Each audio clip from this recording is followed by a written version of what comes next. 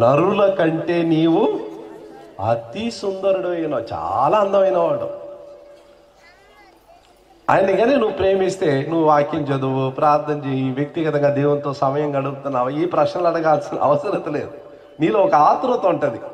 ఎప్పుడు నేను ప్రేమించే యేసు ప్రభు సన్నిధిలో కొంచెం కూర్చుంటే బాగుంటుంది, ఆయన స్వరం ఉంటే బాగుంటుంది. అలాంటి వ్యక్తి మనుషుల నుంచి దూరం అవుతూ ఉంటాడు. యెషయా గ్రంథం 2వ అధ్యాయం 22వ వచనం. యెషయా గ్రంథం 2:22. తన నాసికారంధ్రములలో ప్రాణము కలిగిన నరుని లక్ష్య పెట్టుకోము. దాన్ని ఏ విషయంలో ఎన్నిక చేయవచ్చు? లక్ష్యముంచకము. ఇంకొక తర్జుమాలో ఏముందంటే, అలాంటి వ్యక్తిలో నుంచి నువ్వు దూరం అయిపో అని ఉంది వాక్యంలో. నువ్వు దూరం అయిపో. అతని గురించి ఆలోచించడమే వ్యర్థము. మానవాళ్ళ యొక్క అందం కన్నా, మానవాళ్ళ కన్నా, సౌందర్యం కన్నా యేసు ప్రభులో ఉన్న సౌందర్యం చాలా గొప్పదండి. అయితే ఈ లోక సంబంధమైన దేవత మన కళ్ళకు గుడ్డితనం కలుగు చేసి ఉన్నాడు, విశ్వాసాలకు కూడా గుడ్డితనం కలుగు చేసి ఉన్నాడు. అందుకని అనేక సార్లు విశ్వాసంలోకి వచ్చాం కానీ శత్రువుకి స్థలం ఇచ్చి ఏదో పాపం చేస్తాము, పాపాన్ని ఒప్పుకోము. ఆ పాపం ద్వారా శత్రువు ఏం చేస్తాడు? లోపల ప్రవేశించి ఒకప్పుడు మన కళ్ళుకి ఎలాగైతే గుడ్డితనం కలుగు చేశాడో మరలా కలుగు చేస్తాడు.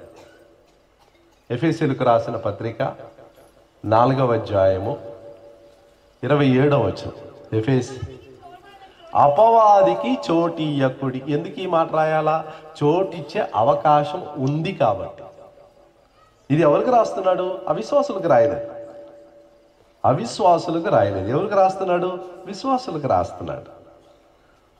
ఇది ఎలాగ మనం చోటిస్తామో ఒక చిన్న పాపం చెప్తున్నాడు అక్కడ పౌలు. 26వ వచనం.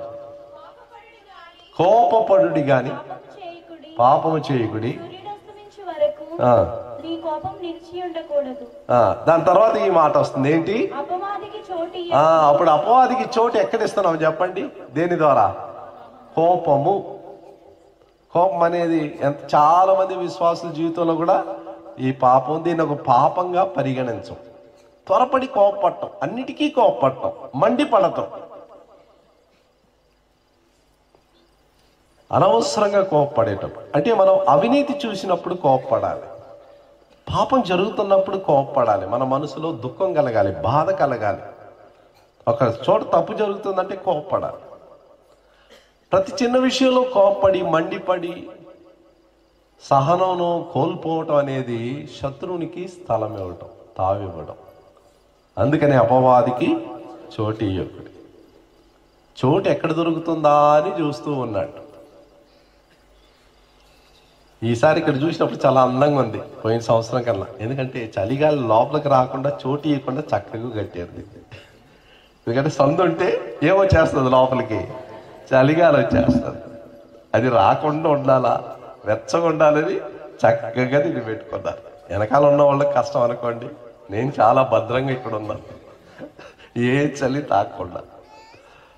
కాబట్టి పాపము శత్రునికి చోటు ఇచ్చేలాగా తలుపు తెరుస్తుంది. యోబు గ్రంథం 42వ అధ్యాయం. యోబు గ్రంథం 42వ అధ్యాయం 5వ వచనం. వినికిడి చేత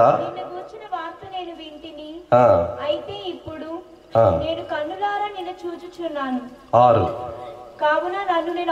కావున నన్ను నేను అసహించుకొని ధూళిలోను బూడిదలోను పడి. ఈ పశ్చాత్తాపం ఎలాగొచ్చింది? యోబు అంతవరకు కూడా తన 3 స్నేహితులతో వాదాడుతున్నాడు. నాలో నీతి ఉంది, నాలో తప్పు లేదు, నేను అనవసరంగా కష్టపడుతున్నాను. తన నీతిని సమర్థించుకుంటూ ఆ 3 స్నేహితులతో వాదించిన యోబు ఆఖరిలో ముఖాముఖిగా దేవుణ్ణి కలుసుకుంటున్నాడు. ఎప్పుడైతే దేవుణ్ణి కలుసుకుంటున్నాడో ఒక్క మాట తన నోట్లో తన్ను సమర్థించుకోవటానికి లేదు. వెంటనే ఏమంటున్నాడు? ఇంతవరకు నీ గురించి నేను వినికిడి చేత విన్నాను, ఆ వాళ్ళు వీళ్ళు చెప్పటం విన్నాను, నేను ఎప్పుడు నేను చూడలేదు, ఇప్పుడు నేను చూస్తున్నాను. కాబట్టి నన్ను నేను అసహించుకొని. క్రైస్తవ జీవితంలో ఎదుగుదల అంటే దాని కొలతబద్ద ఏంటి? ఎలాగ చెప్పగలం ఒక వ్యక్తి ఈయన క్రైస్తవ జీవితంలో ఎదుగుతున్నాడా లేదా అని? ఎక్కువ బైబిల్ జ్ఞానం ఉంది కాబట్టి ఎదిగాడని చెప్పగలమా? ఎక్కువ సంఘానికి వస్తున్నాడని చెప్పగలమా? ఎక్కువ స్వార్థ చెప్తున్నాడు, బాగా పరిచర్య చేస్తున్నాడు కాబట్టి ఈయన ప్రభువులో చాలా ఎదిగి ఉన్నాడని మనం చెప్పచ్చా? ఇవన్నీ మంచి విషయాలు. ఒక వ్యక్తి నిజంగా ప్రభువులో ఎదిగి ఉన్నాడని వాక్యానుసారంగా చెప్పుకోవాలంటే తన్ను తాను ఎంత మేరకు అసహించుకుంటున్నాడు దాన్ని బట్టే అతను ఎదిగాడా లేదా చెప్పగలుగుతాం. నేను ఎంతవరకు నన్ను నేను అసహించుకొనుచున్నాను. 31 సంవత్సరాలు పరిచర్య చేసిన తర్వాత పౌలు ఒక మాట అంటున్నాడు, లోకంలో పాపులను రక్షించడానికి యేసు ప్రభు వచ్చాడు, వారిలో ప్రధాన పాపి ఎవరు? ప్రధాన పాపినై ఉంటిని అని రాయలేదు, గతకాలం రాయలేదు. ఏమంటున్నాడు? ప్రధాన పాపినై ఈరోజు ఉన్నాను. ఈరోజు కానీ నా హృదయాన్ని మీరు పరిశోధిస్తే, నా లెక్క కడితే ఈ లోకంలో అందరు పాపుల్లో కన్నా నన్ను మొట్టమొదటిగా మీరు నిలబెట్టాలి. పాపుల్లో నేను ప్రధానం. ఎప్పుడు చెప్తున్నాడు? 31 సంవత్సరాలు పరిచర్య చేసిన తర్వాత అపోస్తలుడుగా. తనలో ఎంత నీతి ఉండాలి, ఎంత ప్రత్యక్షత, ఎన్ని సంఘాలు కట్టాడు, ఎన్ని పత్రికలు రాశాడు. అనేకసార్లు మానవాళ్ళు ఆలోచించే విధానానికి దేవుడు చూచే విధానానికి చాలా తేడా ఉంది. నన్ను నేను ఎంతగా అసహించుకొనుచున్నాను, ఎంతగా నేను ప్రభువుని ప్రేమించగలుగుతున్నాను.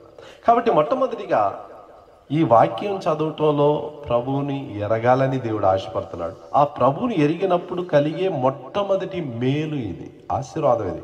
నన్ను నేను ఎరగటానికి, నన్ను నేను అసహించుకోవటానికి దేవుడు నాకు సహాయం చేస్తున్నాడు. రెండోది, యేసు ప్రభువులో ఉన్న సుగుణము, యేసు ప్రభువులో ఉన్న నాకున్న ఐశ్వర్యం ఏంటి? ఎందుకంటే యేసు ప్రభువులో దేవుడు నన్ను పెట్టాడు, నా స్థానం మార్చాడు. ఎక్కడి నుంచి ఎక్కడికి మార్చాడు? ఆదాములో నుంచి నన్ను ఓడబెరికి యేసు ప్రభువులో నన్ను పెట్టాడంట. 1 కొరింథీయులకు రాసిన పత్రిక 15వ అధ్యాయము 22వ వచనం. ఆదామునందు అందరూ ఎలాగ మృతి పొందుతున్నారు అలాగుననే క్రీస్తునందు అందరూ బ్రతికింపబడుచున్నారు. నాలోకి జీవం వచ్చింది యేసు ప్రభువులో ఉంచిన కారణాన్ని బట్టి. మనకొచ్చే ఆశీర్వాదాలు మన ప్రయత్నాలను బట్టి, పరిచర్యలను బట్టి వచ్చేది కాదు. ఒక దేవుని బిడ్డకున్న ఆశీర్వాదం ఎక్కడ ఉందంటే తనకున్న స్థానాన్ని బట్టి. ఏ స్థానంలో ఉన్నాడు, ఎక్కడున్నాడు, ఏ స్థానంలో ఉన్నాడు. ప్రధానమంత్రికి అంత గొప్ప ప్రాముఖ్యత ఎందుకంటే ఆయన ఉండే గది, ఢిల్లీలో ఆయనకు ఒక గది ఉంది. ఆ గదిలో కూర్చుంటున్నాడు, ఆ చైర్లో కూర్చుంటున్నాడు. ఆయన ఎప్పుడు కూర్చోడు ఆ చైర్లో, నెలకు ఒకసారి వస్తాడో ఏమో, ఎందుకంటే చాలా ఊర్లు తిరగాల, విదేశాలు తిరగాల. ఆయన లేడు కాబట్టి ఎవరైనా వెళ్ళి కూర్చుంటారా? దాంట్లో ఎవరు కూర్చోలేరు. ఆ కుర్చీలో ఆయన ఒక్కడే కూర్చోవాడు. అది రోజు శుభ్రం చేసి పెడతారు, ఆయన కూర్చోటానికే అది. ఆయన ఉన్న గదిని బట్టి ఆయనకు అంత ప్రాముఖ్యత. నీకు నాకు ప్రాముఖ్యత ఎలాగొస్తుందో తెలుసా? మన చదువును బట్టి కాదు, మన యొక్క శారీరక సౌందర్యాన్ని బట్టి కాదు, మనకున్న తలాంతులను బట్టి కాదు. మనకున్న గొప్పతనం ఎక్కడొస్తుందంటే మనం ఎక్కడ ఉంచబడి ఉన్నామో దాన్ని బట్టి. క్రీస్తులో దేవుడు మనల్ని ఉంచాడు. ఒకడు క్రీస్తునందు ఉండిన ఎడల అతడు నూతన సృష్టి. 2 కొరింథీ 5:17 చూస్తున్నాం. నన్ను నూతన సృష్టిగా చేశాడు. 1 కొరింథీ 15:22 నాకు జీవాన్ని ఇచ్చాడు. మరణములో నుంచి జీవంలోనికి నన్ను తీసుకొని వచ్చాడు.